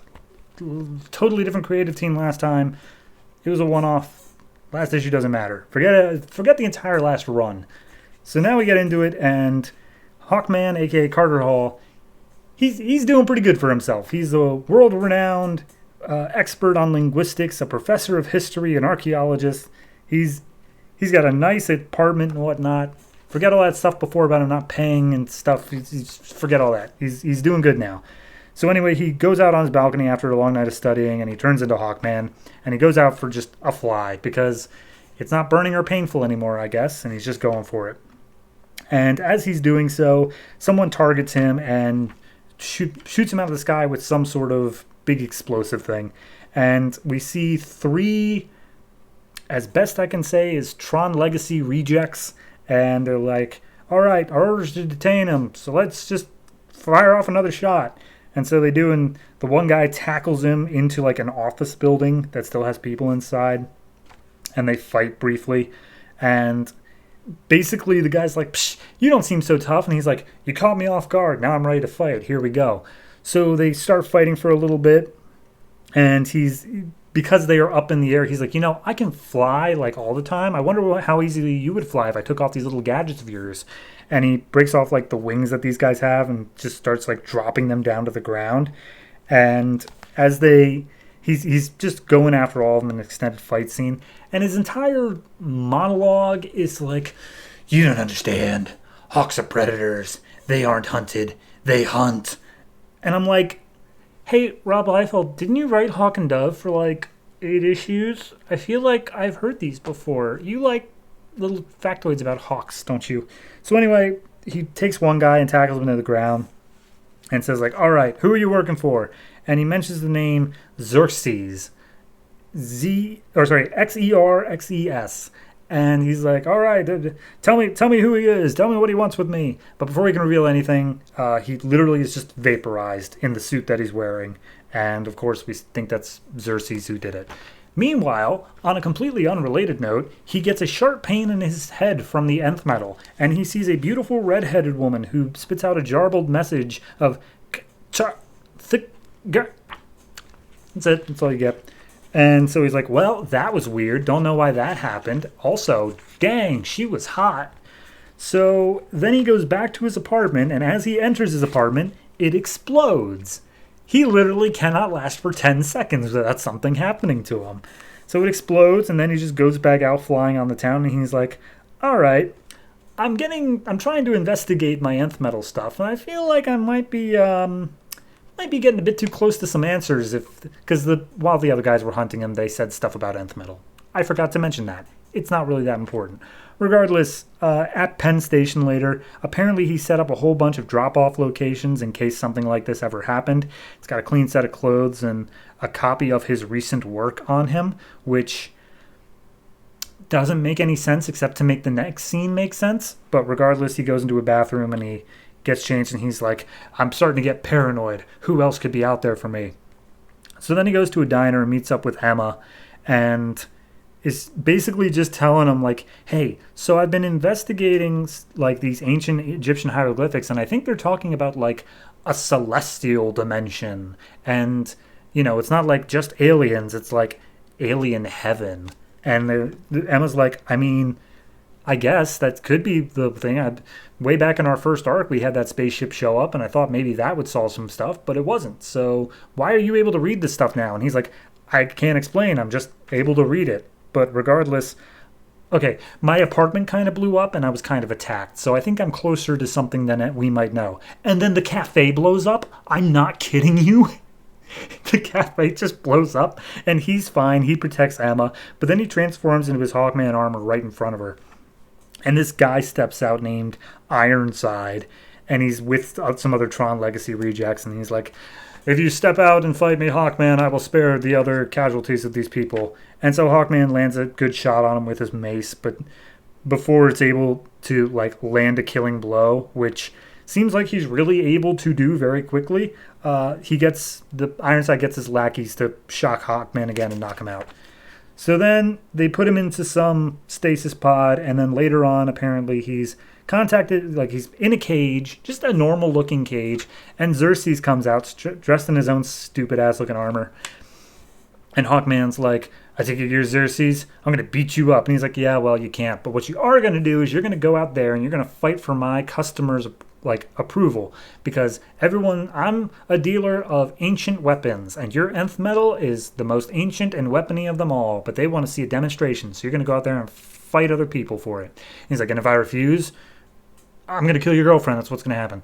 So go out there and fight. And he goes out and he sees his opponents, which are just 3 no-named, like, whatevers. And then Xerxes says, let the games begin.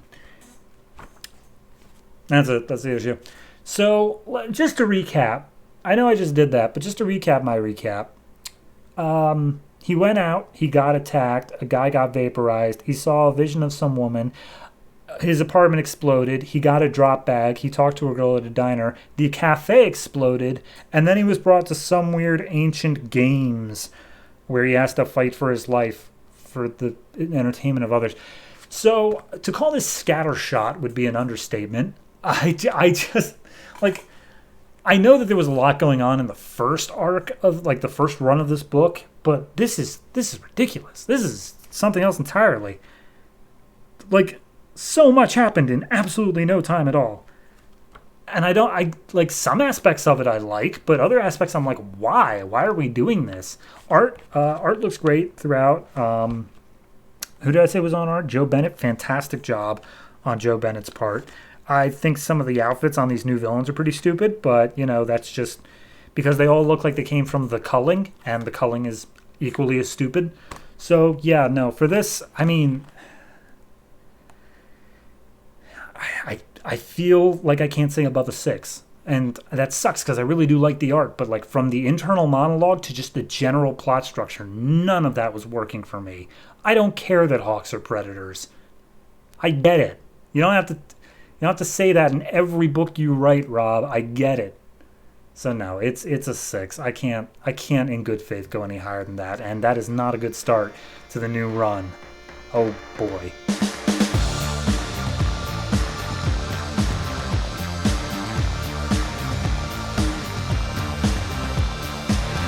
Voodoo number 9, written by Joshua Williamson, art by Sami Basri. Last issue we left off with Voodoo getting away yet again, and Priscilla being offered a job with the Black Razors to be an agent, I guess. This issue picks up outside of Priscilla's house, I guess her childhood home or something like that, and she's debating whether or not to go in because she can't possibly tell her parents everything that happened, but, you know, she still wants to see them.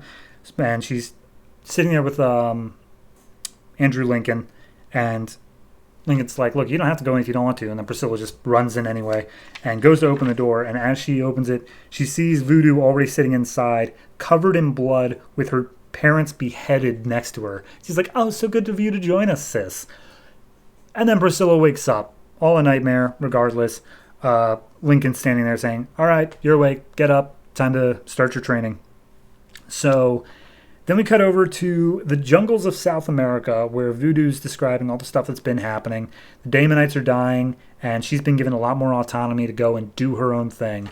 And as such, she's trying to seek out the one Damonite who has developed his powers the most. So she enters into this old South American temple thing that currently has 2 guys that she's like, they're humans. They're clearly brainwashed, though. Like, they are actual just humans. And they're guarding this temple, and they're dressed in full, like, Mayan garb, like ancient Mayan garb. And she's like, okay, let me pass or I'll kill you. And they're like, you dare think you can? And immediately Voodoo's just got her claws out, like, right up on this guy's face. And before she can do anything, a voice yells out, stop. And it's Hellspont from Superman 7 and 8. I genuinely thought we were done with this guy, but nope. The Damonite Lord or whatever is here, being fanned by some beautiful women, just sitting bored on a throne, and he's like, so you're this hybrid I'm hearing so much about. You got everyone all in a tizzy. If you're going to kill them, go ahead. I'm pretty bored overall. So she does kill him. And then she kneels before Hellspont, and it's just like, my lord, I've heard so much about you, and in your name I have killed all of these humans. And Hellspawn's like, yeah, in my name. You think I care about human life at all? Jesus. Look, watch this. And he sets the 2 fan guys or fan women on fire. She's like, see? Doesn't matter. Anyway, what are you here for? And he's like, all right, the prophecy destiny thing. Look, you had so much potential, and you've weakened your destiny through your actions. Unless maybe you've heard of the dead city of Damonites? And Voodoo's like, no, I haven't. What's up with that? And apparently there was a temple on a moon of Jupiter, a.k.a. Europa, where the Damonites, like, they just hung out for a while. They had some bases there because it was good for taking over the entire galaxy from there. And he was imprisoned by Stormwatch at this point, but he heard whispers of what happened through their hive mind, and apparently they found a deadly weapon that was protected by a force so great that everybody had to evacuate, or all vital personnel were evacuated for fear of death. So he's like, if this weapon's so great, I want it. So I want you to go get it. And she's like, oh, I will, on my honor, I will get it. And she's like, you got to prove yourself in a test first. So show me that you're better suited than your human half would be. And she's like, oh, that bitch? Psh, please. So then we get a side-by-side, like, panel-by-panel thing where they're mirroring each other's movements. And Priscilla is in the Black Razor's training room, like, punching robots and stuff like that. Whereas Voodoo is in the jungles, literally decapitating other brainwashed people and guards and such like that.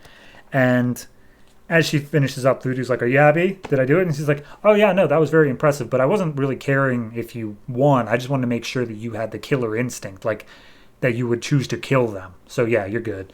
And then we see over at the robot battle, Lincoln's like, hey, Priscilla, you need to, if you're going to do this, you need to pull out your powers a bit. You can't just fight as like a person.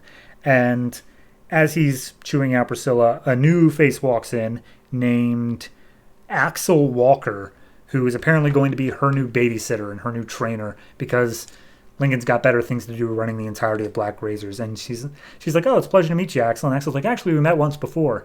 And we don't see the conversation that happened because we see, like, we pull back to what Lincoln's doing. But then we see Priscilla yelling how, like, I was what? Because apparently Axel told her that Voodoo worked as a stripper. So, ha ha ha. Anyway, so then we see a Voodoo being loaded into a Damonite ship. Hellspawn being like, yeah, so go up there, go get the weapon, and bring it back to me immediately.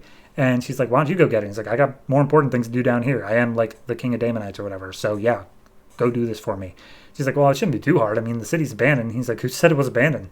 And she's like, you said it was evacuated by everyone there. And he's like, oh, did I? Anyway, bye. So he sends her off into space. And then we see Priscilla, who's about to get into a little fight with Axel, gets a shooting headache. She sees visions of what Priscilla sees and picks up on the thing of going to the dead city of the Damonites. And she passes this along to Lincoln. And Lincoln's like, all right, guess we got to do this. So they go to a Damonite ship that the Blackhawks had taken in. And they're like, we were hoping to use it in case there was an invasion at some point. Like, we could use this to get into their ranks. But hey, here you are now. And as soon as Priscilla steps aboard, it starts responding to her, like asking her to drive this ship. And she's like, I got to do it. We can go up there now and we can take her. We just got to go to wherever the dead city of Damonites is. And Lincoln's like, no, that's a stupid idea. You don't know how to fight, and it hurts you to even fly this ship. Why would we do that? And she's like, oh, okay, we'll just let Voodoo go again. Yeah, I'm sure you're real good at that. And Lincoln's like, you son of a... All right, fine. Pull up the space team. And these three people come out named Magnus, Flynn, and Skivarla. And they're apparently the best of the best, the space team. And so one of them gives Axel a hard time because, you know, he's a newbie, I guess. And so all of them load up onto this ship, and Lincoln's like, all right, are you sure you can fly this thing? And she's like, one way to find out. Ship, please take us to the dead city of Damonites. And the ship just immediately takes off, and we see that both of them, we see that Priscilla's like, I'm coming for you, Voodoo. And Voodoo's goes like, yeah, I know. And that's where we leave off. Still loving the book. Still great. Only so many times I can say that before you get it. I mean, this one had just good comedy. It had the only thing. Here's the thing.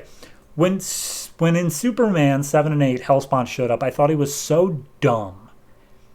Because that was right after Superman got done with like a very self-serious and not that great arc. So it was like he came in, I was like, this is kind of lame. It's not this big thing. But him showing up here, he had just the right amount of comedy and like just the right amount of presence of like, hey, I'm just gonna set these people on fire. Wasn't that cool? Like, Joshua Williamson made him work. So I'm okay with that. I still think he's kind of a dumb villain overall, but just as this background force that makes other stuff happen, I'm good with that. So yeah, no, it's still solid. It's still great throughout. I feel like the art's only improving. Sami's really getting good on him. Hellspawn doesn't look that stupid, so that's always impossible to pull off. I'm going to give this one an 8. I think it's very, very good, and I would highly suggest reading Voodoo if you haven't been. I mean, don't jump in here. Start at the beginning, but I'm not going to say it because I always say the same thing of I can't believe I slept on this book for so long, but I'm not going to say that. So I'm just going to end the review here.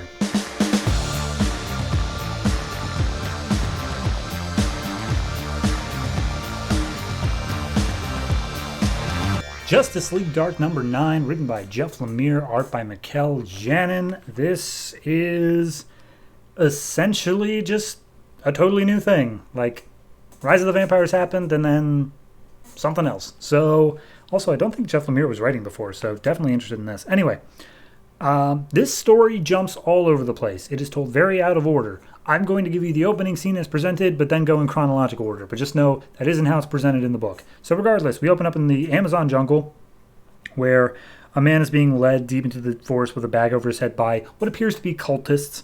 And as they reach the base of like this Incan temple with blood stains all over it, we see that this cult belongs to Felix Faust, a powerful magician guy. And when the bag is pulled off, it is, of course, John Constantine, who's here just to, like, taunt Felix. And so he pulls up and he's like, "Hey, Felix, I heard that you had gone native, made yourself a little cult down here. I thought I'd join the party. Unfortunately, I don't look as good in a dress."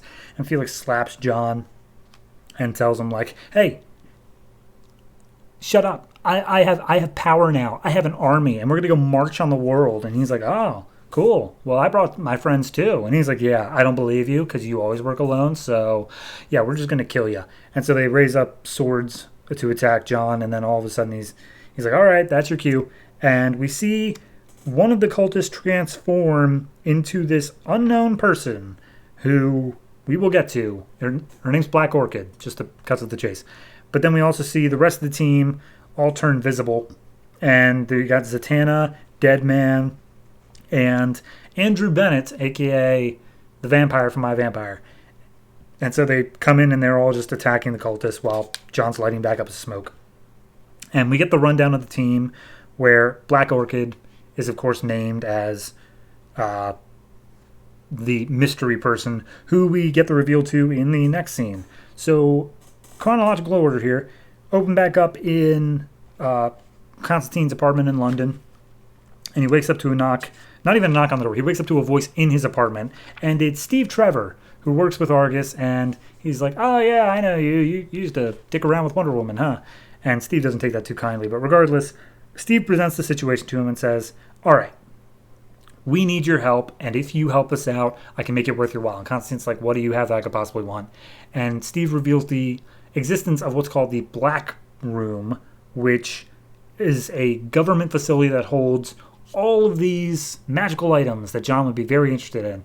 And John's like, "It doesn't exist. It's a myth." And Steve pulls out this Dreamstone from Dr. Destiny, which I guess is a powerful magical item. And John's like, "Okay, well, let's hear it. What's up?"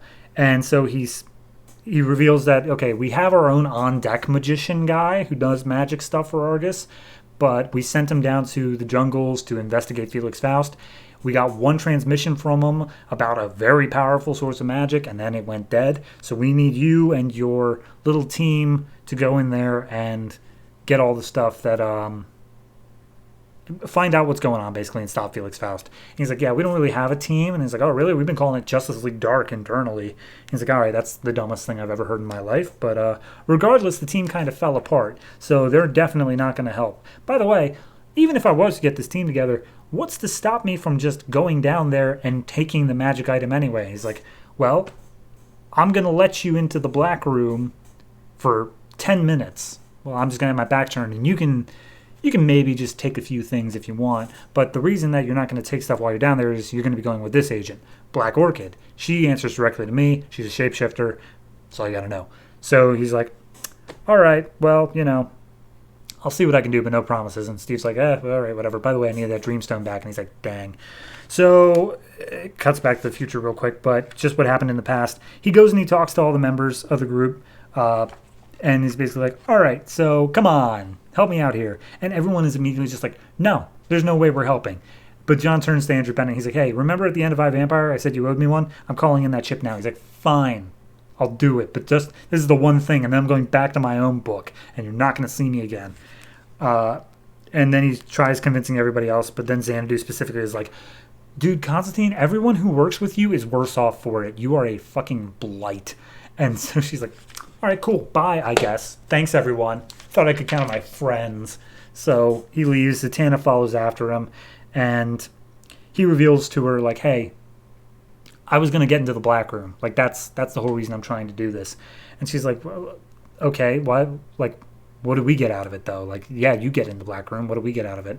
And he tells Zatanna, he didn't see anything at all, I don't believe, at least, unless I missed something. But he says that Steve Trevor showed pictures of the black room to him, and he saw Zatanna's father's magic hat in the back corner, and he's trying to convince Zatanna that all of her dead father's stuff is in this room, and he promises that when he's in there he'll get it for her. And she says, are you sure? Because I will convince the others if that's the truth. And he says, I swear. And so she goes back to convince the others, and he's totally fucking lying. So in chronological order here, they beat back Felix's goons, but Felix made it up actually into the temple itself while the fight was going on. So they make their way up the stairs, and as they get up to the top, they walk inside, and they have some more goons attacking them inside. They use their powers to fight off as best they can until finally they get to Felix, and Felix is just basically he has such power and such control over all the different forms of magic in this room that nobody is able to get to him. Dead man can't possess him. Zatanna's magic's useless. Vampire just bounces off him. So Constantine walks up and is just like, I'm just gonna take him. And he grabs Constantine by the throat and he's like, "Oh, what can you do here? Your magic is useless as well." And so then he's like, "Good thing I'm not magic." And he transforms, and it turns out it was actually Black Orchid the whole time. And she just lays a punch into Felix Faust's face and knocks him out cold.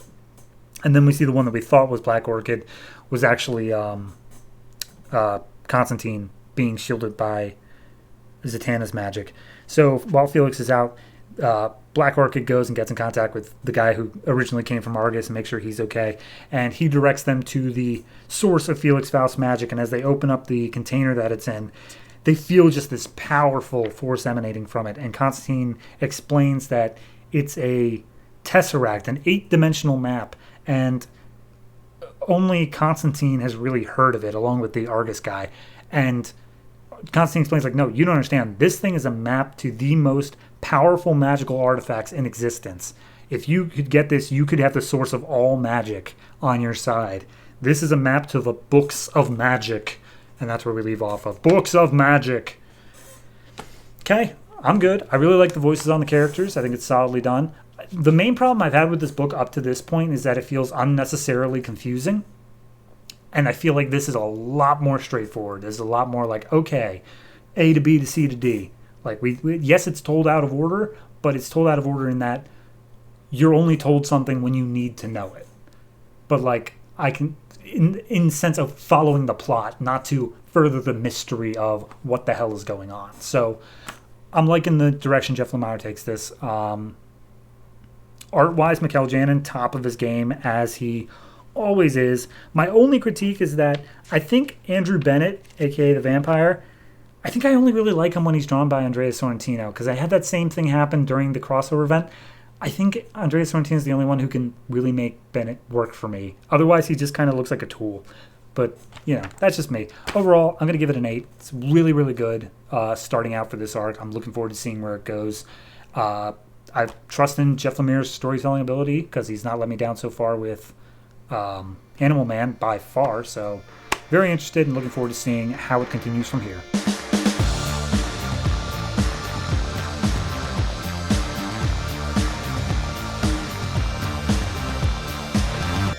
Vampire number 9, written by Joshua Hale Fialkov, art by Andrea Sorrentino. This picks up after the big crossover event where Andrew takes control of all of the vampires, promising, okay, we're not going to kill people no more, but you're going to follow me. And he sends John and Tig off to get the Van Helsings for some super secret plan.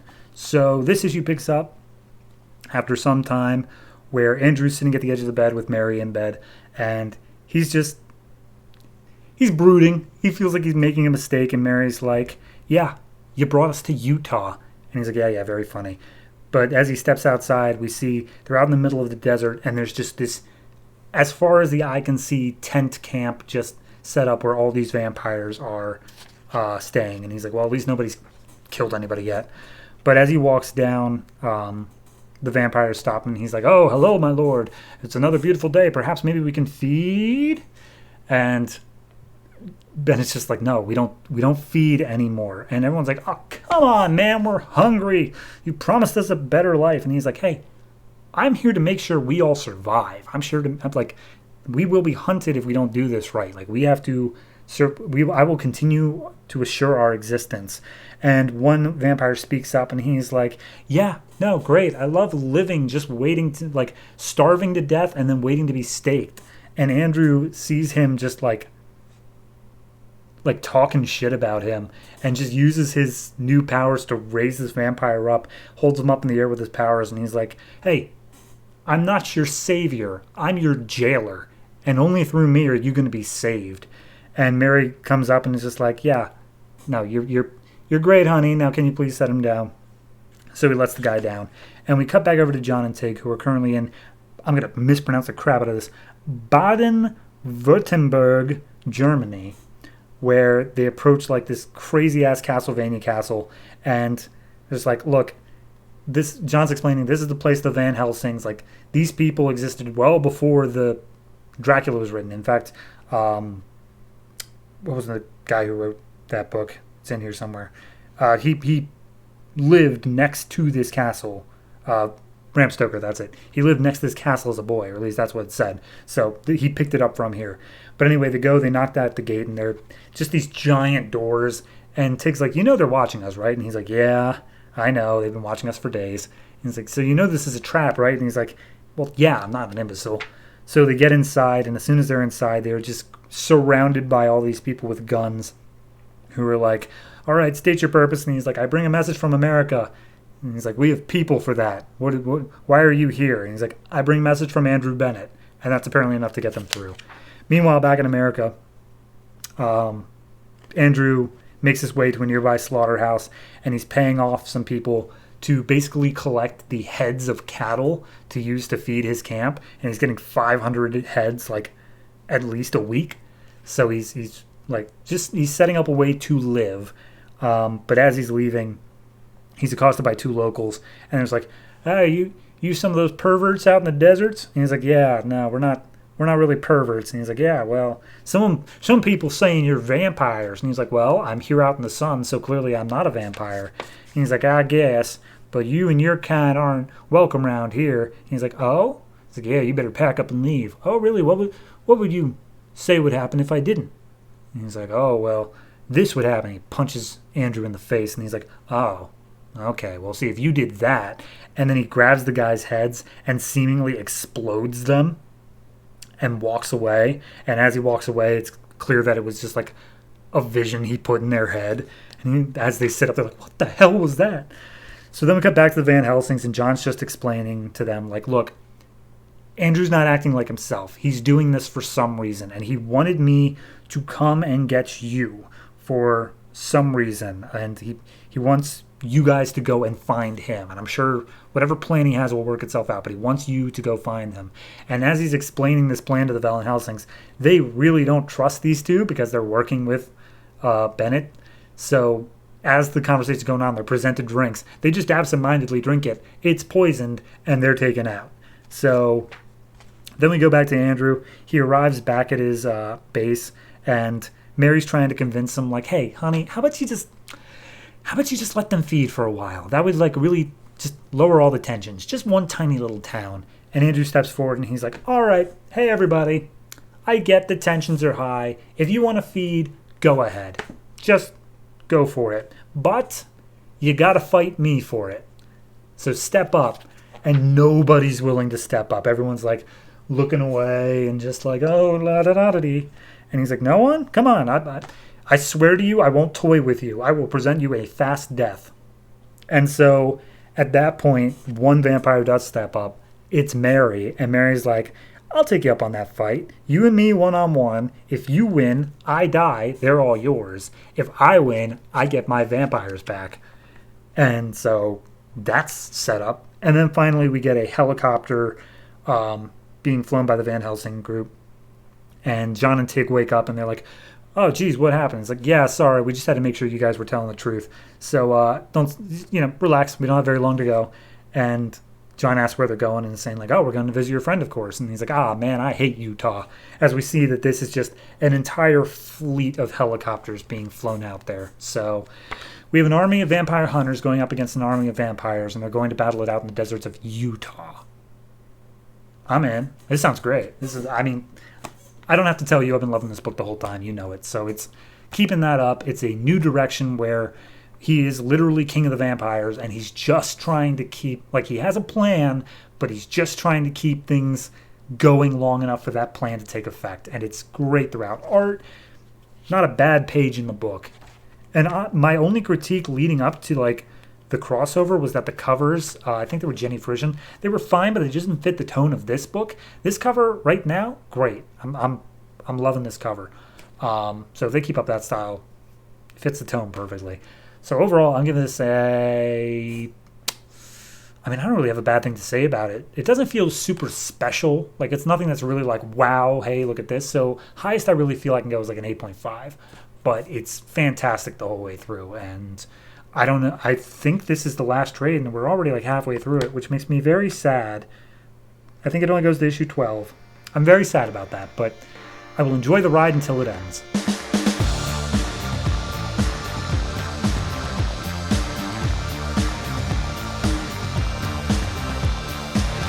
And that's it. That's all the comics that came out from DC Comics this May 23rd, 2012. And before you click off, I have announcements about next week's episode because it is yet again time for a 5th week. That is right, a 5th week of comics, which means that there are barely any new comics coming out, and we just have to make do and try to get a full episode out of it. So next week, we are also doing the backup stories that have come out from comics over the past 3 months, because that's how long I've been holding off on them. So let me tell you everything that's coming out next week. We have the annual issues of Batman and Animal Man, the Batman one being a final tie-in to Night of the Owls. We additionally have a brand new number 1 of The Ravagers, spinning out of the hit event, The Culling. I'm sure it will be great.